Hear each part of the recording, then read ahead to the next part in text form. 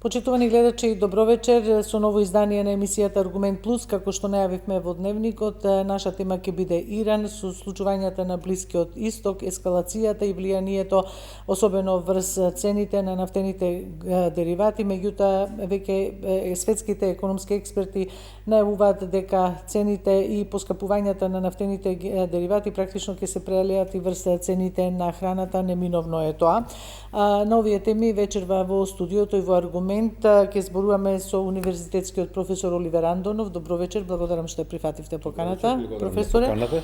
И Дејан Андоновиќ, новинар кој што речиси цел својот работен век ги следи темите на дворешно-политичките теми, случувањата надвор од Македонија и особено овие на Блискиот Исток. Андоновиќ, добро вечер, се надевам се слушаме, вас ќе ви имаме преку Вибер во емисијата.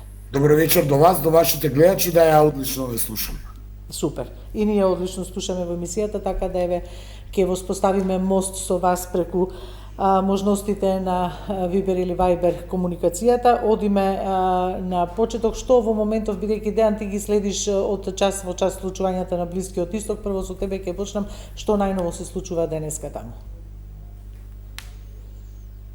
Иранскиот воено-политички и, би рекол, верски врв од страна на Израел и САД, нели, вчера беше ликвидиран Али Лариџани. Ние што ги следиме овие состојби околу светот, особено околу Иран, знаеме дека Лариџани беше можеби и поважна фигура оперативно од самиот Хамнеи, кој беше ајатолах, кој беше ликвидиран пред околу 2 недели. Ликвидиран е и уште еден шеф на военно-разузнавачката служба на Иран, да не го кажувам името, ништо не ни значи, но Али Лариџани ми се чини е можеби најголемиот удар за иранскиот воено-политички врв и пред се идеолошки врв, бидејќи Лариџани беше познат по таа тврда линија и по таа идеологија која иранското општество овие колку веќе 60 на години 70 ја спроведува. Ликвидацијата на Али Лариџани предизвика денеска иранската армија, нели, да изведе одмазнички напади врз Тел Авив, пожестоки од што тие беа претходно, но во меѓувреме беше ликвидиран и шефот на военото разузнавање на разузнавачките операции на иранската републиканска гарда, што само го продолжува трендот на политиката или стратегијата на Израел и на САД да се ликвидира воено-политичкиот и верски врв на Иран и така да се обезглави. Но од друга страна видовме дека изминативе денови Иран е концепиран поинаку и секој она хокеарски би рекол, секоја ликвидација на било кој лидер или генерал или командант е заменет со нов, тргнувајќи од ајатолах од Хамнеи, на чие место дојде син му, па сега не знаеме дали и тој ликвидиран или не, има разни информации, до сите овие генерали и команданти кои, иако е обезглавен, гледаме дека Иран продолжува да војува и тоа пожестоко, па се поставува прашање кој сега командува со иранските воено-политички офанзиви. Денеска Иран се закани дека ќе ги нападне воените постројки во Обединетите арапски емирати, во Катар, исто така во Саудиска Арабија и дури апелираше до тамошното население што живеат околу тие постројки да се евакуираат. Зошто Иран го прави тоа? Порано беа намета воените бази, нели американските воени бази во овие арапски држави, а сега се и нафтените постројки.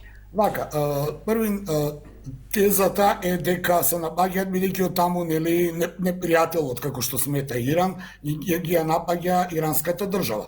Но мене ми се чини дека главната причина на овие напади на Иран е да им покаже на овие држави, бидејќи ви професорот знае многу од гледачите кои ги следат овие состојби, и Кувајт и Обединети арапски емирати и Катар и Бахрейн, да не ги набројувам, се држави за чија безбедност гарант се Соединетите американски држави. Вака Иран ги напаѓа, тие не може да се одбранат и се поставува прашањето, тие ќе постават прашање до Соединетите американски држави, зошто не браните доволно, бидејќи Иран нон-стоп не напаѓа. Од друга страна, Иран ги напаѓа тамошните радари, војни позиции, а нафтата, складиштата и сето она што може да биде искористено против иранската држава и ги смета како легитимна цел, бидејќи реално американската војна база во Катар при гаѓањето Иран смета и реално е дека не го нападнал Катар, туку американската војна база која е од Соединетите Американски држави. Така да Иран покаже една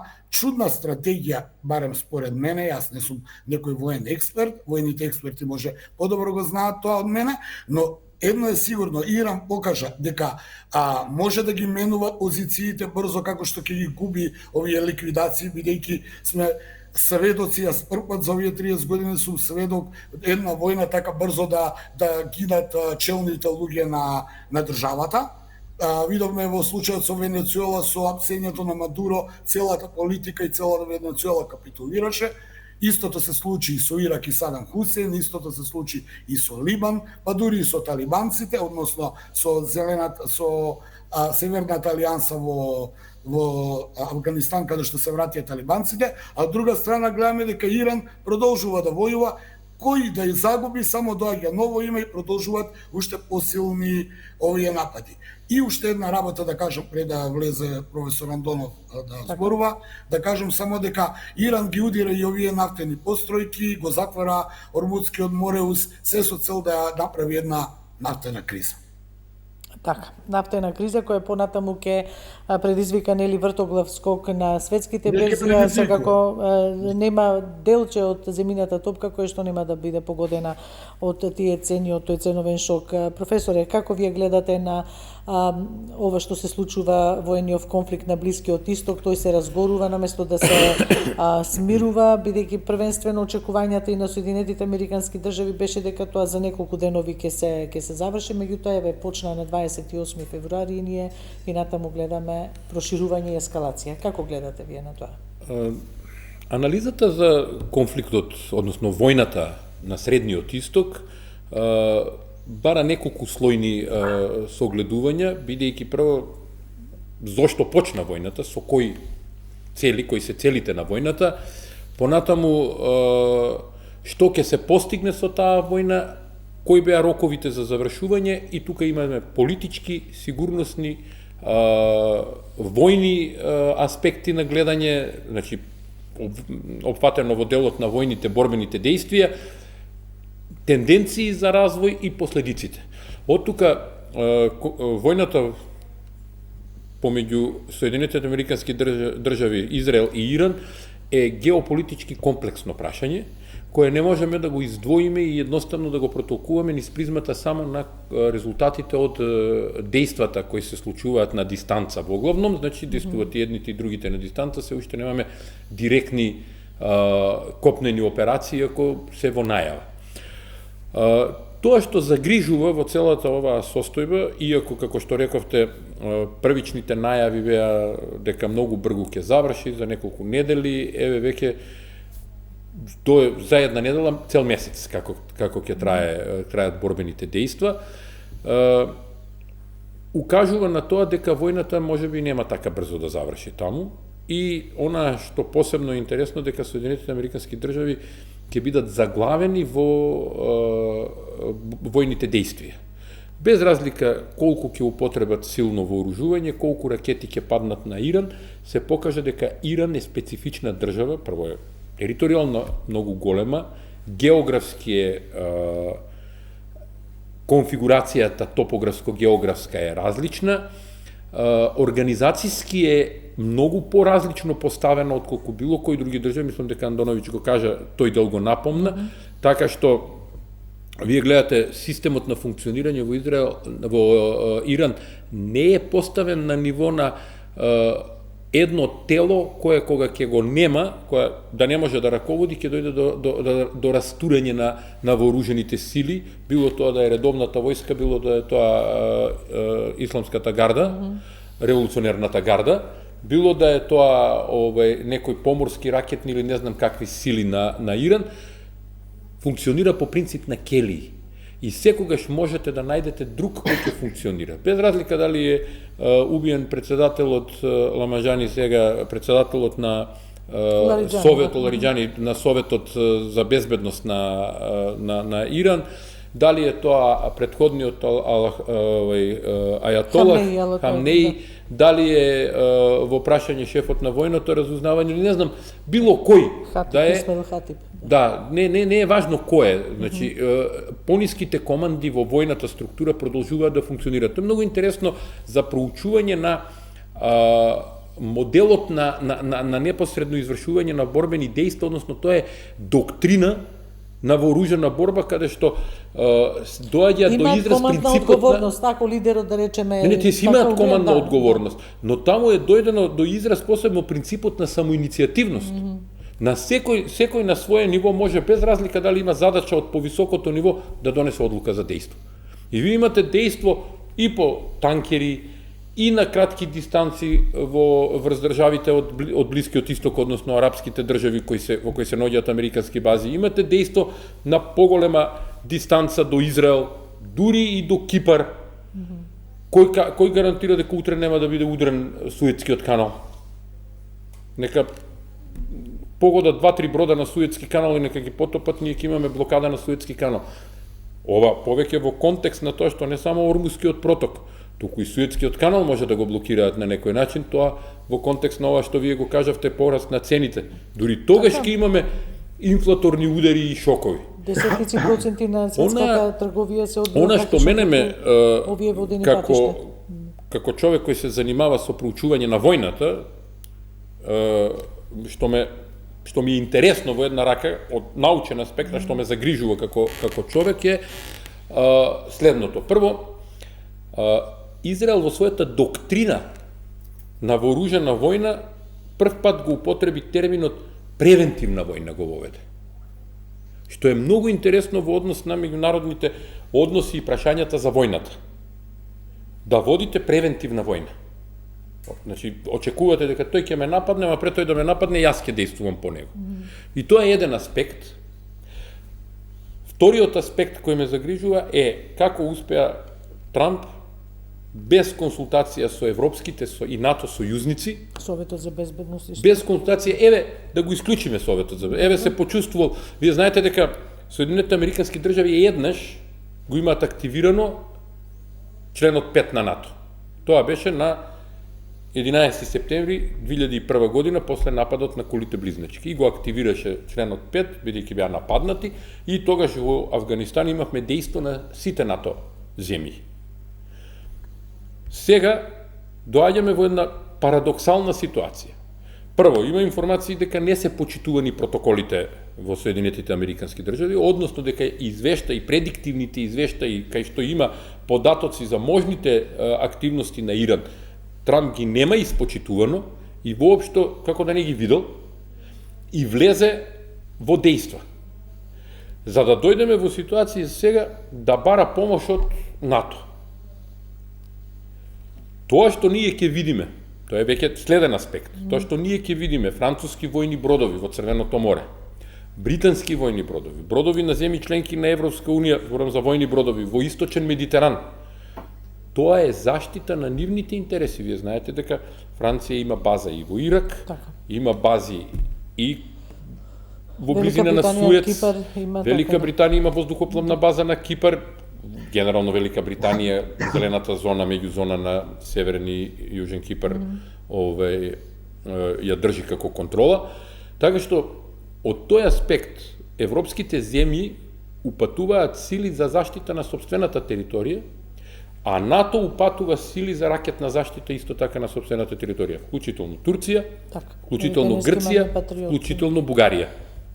Грците распоредија ракетна батерија Патриот во близина на турската граница, односно поблиску до бугарската граница, затоа што вие знаете дека аеродромите во Бугарија ги користи американската војска. И може да биде Бугарија легитимна цел. Технички Иран има можност до 2500 километри да истрела балистички проектили, тоа значи дека има простор да зафати делови од Бугарија, цела Турција, делови од Грција и така и го достигнува Кипар или може би Суец. Ние не знаеме што се може да направи иранското водство па и ако се вратиме на почетокот на толкувањето на системот на организирање на Кели, што ќе направи секој командант кој има можеби контрола над ракетните системи и може да избере цел за дејствување, а да не зборуваме за оние други кои имаат дронови во голем број. Онаа што загрижува е токму постапката во која се добива едно силно чувство дека Трамп не знае што сака. Не знае кој пат да го фати, а има и конфликт внатре очигледно. Сакам да напоменам дека ова што го кажувам во овој контекст е една стручна анализа, ова не е нарушување на односите партнерски, односно како наш стратешки партнер со Соединетите Американски држави, тоа одамна го имам кажано. Македонија има партнерски однос со Соединетите Американски држави, не со Трамп. Трамп ќе биде, па ќе нема да биде.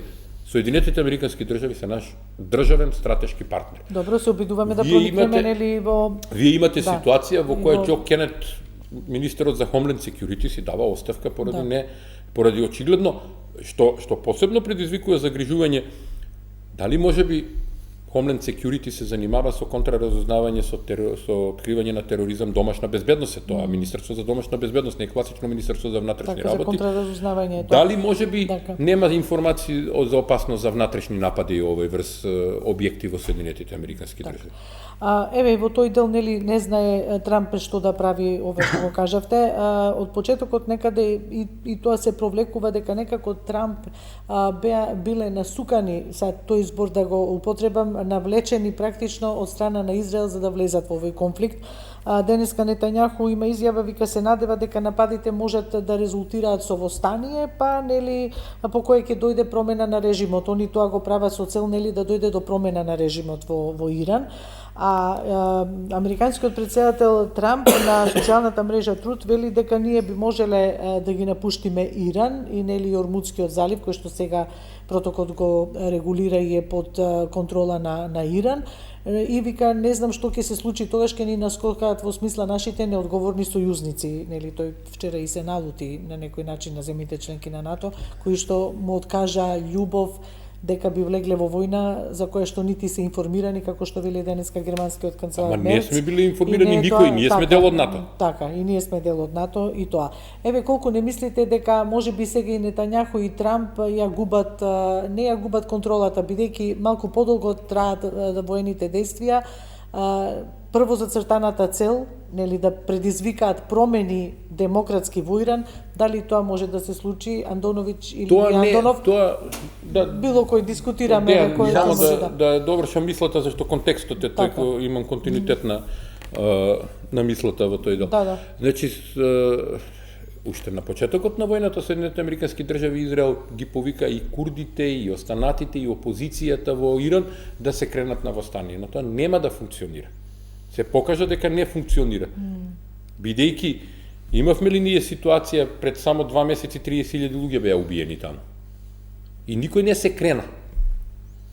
Да беше во тек некое восстание сега, хипотетички да ја поставиме работата, поради тие 30.000 луѓе кои беа убиени на социјални протести, да имаше вооружено восстание и да веќе се одвиваше вооружено восстание, па да дејствуваа Соединетите Американски држави и Израел како помош на восстаниците, можеше да се надеваме на нешто.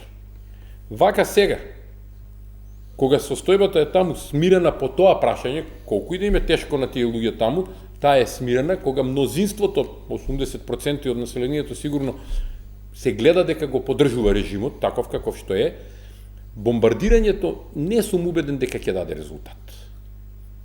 Посебно познавајќи ја структурата на Иран и втората работа која во контекст на тоа што рековте навлечени биле, кој му е виновен на Трамп што не ги чита предиктивните извештаи од сигурносните агенции, кој го предупредувале на тоа како може да делува Иран и кој му е виновен за тоа што го послушал Нетањаху за да почне војна. Во овој контекст Израел има почиста војна цел.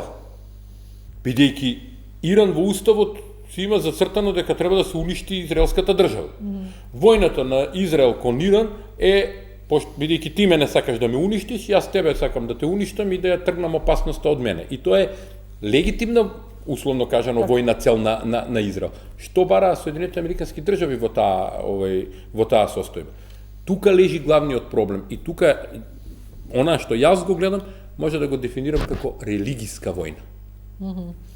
Така, и за тоа имаше дилеми Андоновиќ тука во овој дел, дека практично американците биле навлечени од страна на Израел. А не американците, туку очигледно е Трамп навлечен од Нетањаху, бидејќи ние гледаме дека во Израел малку има информации во мејнстрим медиумите, има протести против војната. Не сите се согласуваат во Израел за оваа војна, како и не сите во Иран. Една работа сакам да кажам. Прво, ние сме сведоци, може ке се согласите со мене, на еден дисбаланс на функционирањето на колективниот Запад. Што тоа значи сите овие војни изминатите години, особено откако по 11 септември тогашниот претседател Џорџ Буш ги оцени Ирак, Иран и Северна Кореја како земји од доската на злото. Знаеме како заврши Ирак. Беше обвинет дека има хемиско и биолошко оружје, беше тргнат од власт и ликвидиран тогашниот претседател Садам Хусеин. Не се најдено никакво оружје. Дојде новата власт во Ирак, Ирак знаеме како функционира денеска. Истото и со Афганистан, ќе го споменам, каде што Северната алијанса добиваше поддршка од НАТО, од Соединетите Американски држави, па по 20 години талибанците се вратија и стана партнери на Соединетите Американски држави на некој начин. Сега овие курди кои се таму и кои Трамп проба да ги проигра, не паднаа на замката, односно на стапицата, бидејќи и во Ирачката војна, а и примерот на талибанците во Афганистан им покажа дека ќе бидат само искористени како пешадија за подоцна повторно на неа добието на курдска држава која толку време ја бараат, бидејќи курдите се поделени на неколку места, на неколку земји, и во Турција, и во Ирак, и во Иран, и ми се чини дека најголеми права, барем така вела добрите познавачи на состојбите, имаат токму во Иран, и иранските курди се последни кои би сакале да го рушат овој каков таков теократски режим. Не е наше да му судиме, не живееме таму, тие си знаат како и добро име. Сега околу колективниот Запад, дали забележувате дека не функционира? Првпат ние гледаме дека не само што НАТО не се вклучува. Ајде, 2003-та, тогашниот претседател Ширак на Франција одби да влезе во Ирак, но британците секогаш биле со САД. Сега ни тие, нивните бродови неќе да ги пратат во Ормудскиот мореус. Значи, полека Трамп доаѓа во состојба вчера да изјави, или утринава како беше, дека НАТО горко ќе се кае за постапката доколку не даде поддршка за ово што се случува во Персискиот залив. Гледаме на еден дисбаланс на колективниот Запад во функционирањето на одредени геостратешки, ајки ги наречам, војни. Од друга страна, Израел, како што рече и Андонов, а и многумина така сметат, вклучувајќи ме мене, Израел сега ја гледа шансата, односно Нетањаху, да ги тргнеме на страна неговите приватни причини да продолжи војната ради корупцијата и останатите работи, ја гледа сега шансата преку оваа администрација на Трамп, и тоа не е цела администрација, пред се Трамп, да го реши проблемот со Иран, бидејќи Иран е закана, да подсетиме, Иран во својот устав вели дека Израел треба да се уништи. Така да сега му е шансата, можеби тој така проценил, сега да се тргне заканата за израелската држава од страна на Иран. И веќе почнаа нели Иран да го словува како терористичка држава Трамп, од денеска мислам дека тој до сега ги немаше тој термин. Има дури библиски некои, да кажеме, судир, кога тогашните персијанци ги протерале евреите од се повикува на Стариот Завет, на Амалек се повикува, да. Значи, дури и на денот кога има значење во историјата, денот кога ги нападна Израел врз Иран, се однесувало на некои на старозаветните. Така, на старозаветните. Само да завршам на крај. Трамп е навлечен, Џо Кент, разузнавачкиот функционер кој е воен ветеран, има завидно CV борбено, не знам колку кој читал за него, кој поднесе оставка, и кој кога беше наименуван на таа позиција беше оценуван од страна на Трамп како супермен. Сега Трамп вели добро што си отиде, премногу е слаб. Значи има и судир внатре во администрацијата. Ама му каже и глуп и слаб. Да. Да. Не сакам да навлегувам. Две карактеристики му употреби на човекот сосема непотребни. Јас мислам за крајот на мојаво излагање само едно сакам да кажам. Трамп мислеше дека со неколку удари ќе обезглави иранското раководство, ќе добие брза победа, ќе прогласи победа и ќе се излече од иранскиот конфликт.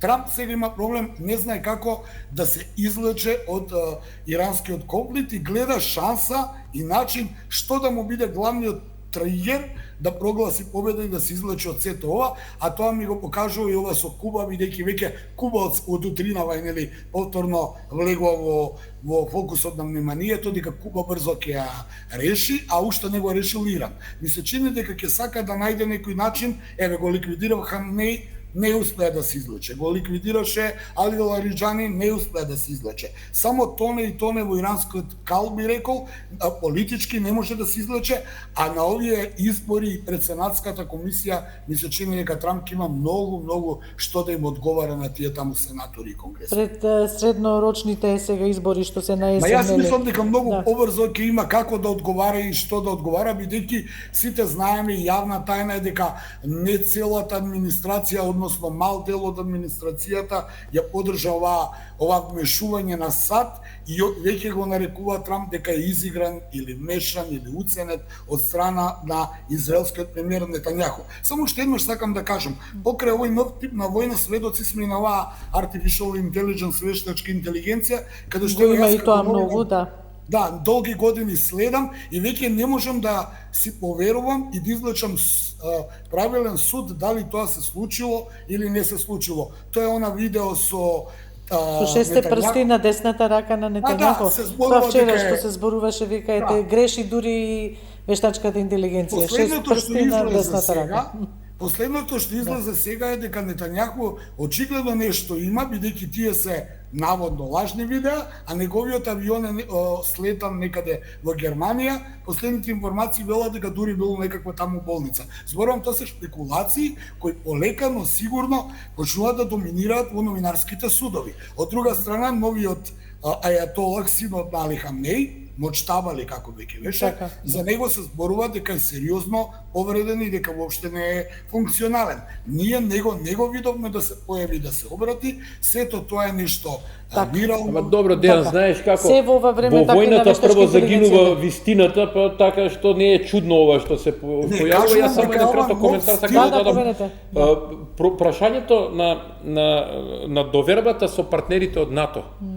Ние како да тоа беше пред 100 години, па пред 2 месеци имавме проблем ние на Гренланд. Гренланд чија територија беше? Територија на Данска е. Сакаше на сила Трамп да ја припои територијата, сакаше. Се уште е на Па се уште е на Данска, така? Да. Значи, ние забораваме дека Данска е наш партнер, сојузник во НАТО. И тоа што Трамп се заканува на Европа вака или така, во најмала рака, вие следете го денеска германскиот министер за одбрана како реагираше. Европа, поради политиката на Трамп, се најде и изложена пред Русија, и неинформирана за Иран, и под напад за Гренланд, и вие имате сега ситуација во која Трамп еднострано ги симнува санкциите од Русија, никој не гледа кон Украина, таму се води се уште жестока војна. Тоа сакам да кажам, ке ми дозволите само. Оваа војна покажа, прво ја анулираше аргументот на целиот свет, особено западен, беа сите збунети, па и јас, можеби, како моќната руска армија заглеби и не успеа во украинскиот кал да мрдне или споро да напредува, да не го порази тамошното раководство, режим или како веќе го нарекуваат, па се бараше образложение дека Европа помага, САД помага. Еве сега митот на руската армија беше урнат, сега се урива и митот на Соединетите Американски држави и неговата војна моќ. Кој сака да призна или не, очекуваат сите дека Иран брзо ќе го реши, не успева да го реши. Исто како што Путин не успеа да ја реши Украина. И само уште една работа сакам да кажам, дека Трамп го прекрши своето предизборно ветување да не започне нова војна. Ја започна и најинтересно беше разговорот и едно новинарско прашање гледав на некој од овие американски медиуми, каде го праша Трамп дали има сознание дека русите им помагаат логистички на Иран. Тој рече да, имаме, ние им помагаме логистички на Украина, па аналогно на тоа е нормално Русија да му помага на Иран. Така го кажа лесно тоа, и таа изјава така лесно ја кажа да произлезе дека сето ова што се случува е нормално, само со цел да се прогласи некаква победа и што побрзо да се излечи. Крај на војните действија. Дејан, не можеш ти да действуваш на дистанца и да прогласиш победа. Па тоа Трамп се обидува да го направи. Тоа не е оваа 99-та година и Југославија, во која Југославија тогаш на СРЈ и Милошевиќ беа блокирани, после 78 дена бомбардирање, едноставно немаше внатрешни ресурси да се одржува, ќе почнеше народот да се буни, за да спречи таква состојба, го подпише Кумановскиот договор. Ти овде имаш работа со една огромна држава која е многу поголема, која очигледно 30 на години назад се подготвувала, се подготвувала за една ваква состојба, тоа го гледаме по формацијската организација и препрлање на одговорноста. И сега вели како ќе дојдеме ние во ситуација да го поразиме. Штом неќат курдите и неќе внатрешен бунт да има, треба да направиме десант. Јас искрено се прашувам колку е Трамп спремен пред се, колку американски животи да се жртвуваат при еден десант таму. И плюс тоа да влезеш во копнени битки, тоа значи проблем. Светски воени стратези не веруваат дека он ќе прибегне кон копнена инвазија. Да, тој може би ќе прибегне ако Европа му даде помош, нели, и НАТО му даде помош, па НАТО војници туги искрцува своите војници таму, тоа тешко да го направи. Ама затоа и реков, кој се сеќава веќе, сите се сеќаваат на состојбата во Гренланд. Имаше една, морам ова да го кажам во контекст на разговорот. Не знам дали забележувате во сенката на оваа војна, освен што украинската војна исчезна, некако втора по доминација, не знам дали забележувате, е некако прикриено сепак се разгорува пакистанско-афганистанскиот конфликт, нели, граничен. Чудно е тоа, меѓутоа веќе има некоја логика бидејќи воените стратези сметаат дека единствен можеби копнен упад би можел да дојде на иранска територија, зборувам копнен, не зборувам десантен или не знам веќе каков, од страната на Авганистан. Но проблемот таму е што е голема раздалечината и има пустински дел, но е единствен пристапен. Во контекст на разговорот на Андонов, дека треба, како велеа во минатата и сегашната армија, каде што нема застанато пешадиска чизма, таму војната не е завршена, војна од дистанца можеби, но Трамп очигледно не ги слуша своите генерали, своите воени стратези, оди со својата политика, нели, тврдоглаво и сака по секоја цена да излаче некој политички ќар, но не му успева бидејќи светот многу е сменет. Повторно ќе кажам, колективниот Запад и неговите сојузници не му даваат толку поддршка за оваа војна како што уживаше во Ирак или во Либија или во СРЈ, кај што бевме и ние сведоци, и во многу други војни изминатиот период, бидејќи ќе потсетам од Втора светска војна до денеска Соединетите американски држави има над 72 војни интервенции низ светот. Така да скратам, војната опција за пешадија е речиси невозможна, но ајде да видиме се случува во овој свет, во овој денешен свет, веќе ништо нема да ме изненади, но не верувам дека Трамп пред избори е подготвен да плаќа политичка. Така висока цена сметате. Еве што ви говори ова сад, привремено го повлекуваат носачот на авиони Джералд Форд поради пожар. Нема дека е погоден. Така, и пак уште еднаш оваа изјава на Трамп на социјалната мрежа Труд, кај што вели сад би можеле да завршат со Иран и на сојузниците и да им го остават преминут ормудскиот, нели, Мореус. Па вика, знам после дека веднаш нашите неодговорни сојузници ќе реагираат поради тоа. Он веќе како да праќа некои си пораки, сака да се излече, од иранската кал. Тоа му е целта, ова со носачот на авионите, шпекулациите, па јас лично прв не верував, но ова само ми го потврдува веста и тврдењето на голем број медиуми и западни дека американскиот носач Джералд Форд, еден од најголемите, бил сепак погоден од некаква иранска бродска или каква ракета и е повлечен бидејќи може ризикува, знаете што тие носачи на авиони имаат над 5000 воен персонал, не дај Боже да дојде до поголема експлозија, голем број ќе бидат жртви. Досега американците потврдија 30 загинати војници, тоа е она што мора да го потврдат, а кој знае уште колку има загинати и повредени. Така, војните не носат добро никаде, полека да привршуваме, рековме ќе зборнеме и за цените, неминовно и да се зголеми, и се веќе се зголемија, нели, цените на нафтата, меѓутоа и ФАО вчера реагираше дека ова дополнително ќе зголеми и цената на храната. Каде се движи светот? Тоа што посебно ме загрижува во овој момент, ме враќа малку наназад, како не е најде за сходно Трамп да подели информација со НАТО сојузниците за да може да се подготвиме, барем првиот удар да го издржиме. Не ме загрижува тоа што јас ќе се повлечам од Иран, Значи, очигледно е дека преку тие изјави сака да најави дека бара начин како да се извлече од војната, и ќе го оставам тоа на нашите партнери, тие да го решаваат Ормудскиот теснец и да од таму како ќе доаѓа нафтата. Ќе најдат начин сите останати како да се доаѓа до нафта, можеби ќе заработат повеќе. Тој денеска ги омекнал санкциите и кон Венецуела, само во интерес за поголемо производство на нафта. Ама ќе дојде до тоа да кинезите на крај ќарат со нивни бродови да извесуваат, бидејќи Кина во Иран има најголеми инвестиции и договор за во следните. Во овој период, нели, откако Така е. И јас мислам дека целата приказна беше повеќе насочена кон геополитичката игра, како да се дојде зад грбот, што се вели на Кина, да се дува во врат, за да дојде во ситуација да може, затоа и го најави тоа дека ќе оди во Пекинг на 31 март, па мислеше ќе завршам до тогаш и ќе дојдам таму и ќе кажам, видите, јас сум тука главниот, сега јас решавам како што треба, ама нешто не тргна како што треба и веројатно, очигледно, поради негова грешка и сега ќе бара начин како да се извлече од целата работа. И сега цените во тој контекст се сосема очекувани, затоа и реков, да кажеше, да ги информираше владите на НАТО земјите дека постои можност да се влезе во војна, па да се зголемеа резервите, па малку да се зголемеше нафтата и така натаму, ја тоа може да го преведам на локална состојба така, тука. Да. Ние сме под силен удар, 30% е зголемена нафтата во последнава недела дена, така? Ако е зголемена нафтата, сосема логично е дека ќе се зголеми. Тоа значи инфлаторен скок од 20% можеби во следниве месец-два.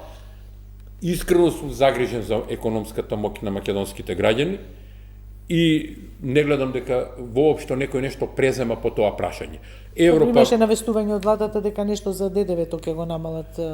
Па треба да обезбедат поевтина нафта и сигурно снабдување со нафта, бидејќи сега ја не знам, ние во главном се снабдуваме со казахстанска нафта, колку што знам преку Солун доаѓа, односно преку грците, бидејќи грците ни испорачуваат продукти, не ни испорачуваат сирова нафта, но тоа оди веројатно преку Казахстан. Колку ќе се успее со казахстанска нафта, колку ќе се успее со венецуелска нафта. За мене не е во ред давање на состојби на попуст, односно намалување на санкции на Русија во овој момент, затоа што всушност што прави? Го напаѓаат Иран за да ја овозможат на Русија да се финансира. Така му доаѓа. Така доаѓа. Да. И пак се жртва украинците во целата работа. Покрај тоа што последниве месец дена ги заборавивме, а таму се водат страшни борби. Денеска повторно Мерци и останатите европски лидери. Ама Европа е загрижена повеќе за тоа него за тоа што се случува на Средниот исток. На Средниот исток подсетија, да, дека Средниот исток е загрижена, на Средниот исток е загрижена Индија и загрижена е Кина. Европа е само економски допрена. Да. За сега економски, тоа неколку ракети на Кипар испратени по некои бази на европски држави во овој блискоисточниот регион и не е нешто за потресување. Но Европа е само економски загрозена, бидејќи не може да тече снабдувањето со нафта. Можеби ќе се најде друг модел, па ќе се оди преку некои други пристаништа на Црвено море или ќе се оди на некои пристаништа кои директно излегуваат на Индискиот океан, па од таму да се транспортира нафта. Значи, многу варијанти ќе бидат во прашање, но цената ќе ја платиме сите. Дури е страшно што и храната ќе се зголеми, цената на храната, а тоа за нас, пак за Македонија, е лошо, затоа што ние увезуваме храна. Ние скоро се увезуваме, што требаше да биде сигнал и за Министерството за земјоделие и за Министерството за економија, всушност за сите како да се действува. Уште кога се истоварија американците на Софискиот аеродром, стигна ескадрилата за танкирање во воздух, требаше да им биде јасно дека нешто ќе се случува и да се преземат мерки. Но нашата влада, како што е Господ аутистична, така се функционира. Добро. Океј, ви благодарам многу и на двајцата, на Андоновиќ и Андонов, што учествувавте во оваа емисија. Андоновиќ во некоја наредна прилика и тука директно во студиото, и што еве малку повторно позборувавме за Иран, питајќи тоа е нешто што трае, јавноста, граѓаните исто гледаат со исплашеност најмногу поради ценовните шокови што се случуваат и во однос на храната. Сега не се тие драстични, меѓутоа ако ова потрае веројатно ќе бидат неизбежни ако нормално владата нешто не направи за заштита на животниот стандард. Благодарност Ви уште благодарам еднаш за поканата. и Може би Андоновиќ некоја и емисија Андонов. да се направи Така. која повеќе ќе трае, може би бидејќи Добро, Иран ќе е имаме интересна, така, сме имале интересна и ќе тема имаме е Иран повторно. за Имавме разгледување, може би имавме. дел од историчари да се повика да се разгледа и Така, аспектот на Сме имали цивилизацијскиот и таков судир. формат и ќе имаме повторно, значи преку неколку емисии, нормално и Иран ја држиме како Така државна како што тема реков, од мене и тоа е од нашите колеги. цивилизацијски, Така. религиски, воен, Повеќе политички, слоен. геополитички, Повеќе економски слоене конфликт, конфликтот што така се да случува таму. сложен. Уште еднаш благодарност и благодарност до нашите почитувани гледачи и довидување.